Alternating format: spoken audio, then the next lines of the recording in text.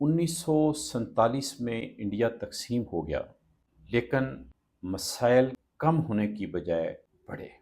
India کے اندر متحدہ India کے اندر اگر ہندو مسلم تضاد تھا، وہ تقسیم کے بعد ہندو مسلم تضاد کے ساتھ پاکستان انڈین تضاد میں بدل گیا۔ اگر تقسیم سے پہلے مسلمان ہندو ایک دوسرے کے خلاف کوئی سازش کرتے تھے، تو انڈیا کے تقسیم ہونے کے بعد سازشیں کرنے کا زیادہ بہتر، زیادہ محفوظ موقع مل گیا۔ انڈیا کے اندر اگر ہم آہنگی ہونے کے امکانات تھے، تو تقسیم کے بعد وہ امکانات حد سے کم ہوئے۔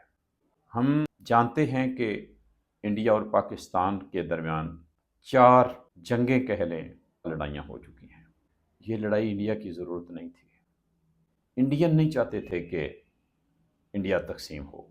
وہ مسلمانوں کو اپنے ساتھ رکھنا چاہتے تھے، وہ مسلمانوں سے پیار کرتے تھے، اپنے ملک سے پیار کی وجہ سے انہوں نے بھرپور کوشش کی کہ پاکستان نہ بنے۔ اس وجہ سے نہیں کہ انہیں پاکستان سے نفرت تھی، اس وجہ سے کہ انہیں انڈیا سے محبت تھی، اور وہ پاکستانیوں کو انڈین سمجھتے تھے، پاکستانی علاقہ کو اپنا علاقہ سمجھتے تھے۔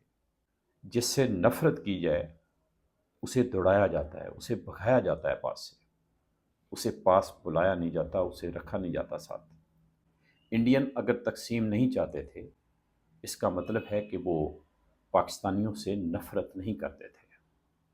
اتفاق کہہ لیں کہ جب پاکستان میں لوگوں کو بتایا جاتا ہے کہ ہندو پاکستان کے خلاف تھے، تو اس کا مطلب یہ لیا جاتا ہے، یہ باور کرایا جاتا ہے اپنے بچوں کو، اپنی نسلوں کو، اپنے لوگوں کو، کہ وہ مسلمانوں کے خلاف تھے۔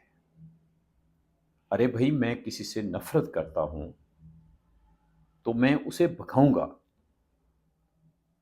اسے اپنے سے دور کروں گا، الگ کروں گا۔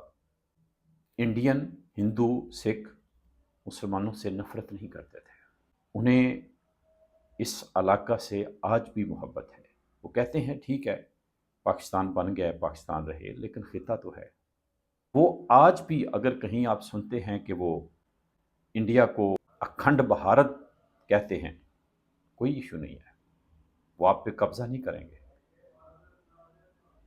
اگر انہیں انڈیا سے محبت ہے، اتنی محبت ہے کہ الگ ہونے کے باوجود بھی وہ آپ کو اپنا تصور کرتے ہیں، تو اس میں پریشانی کی کوئی بات نہیں۔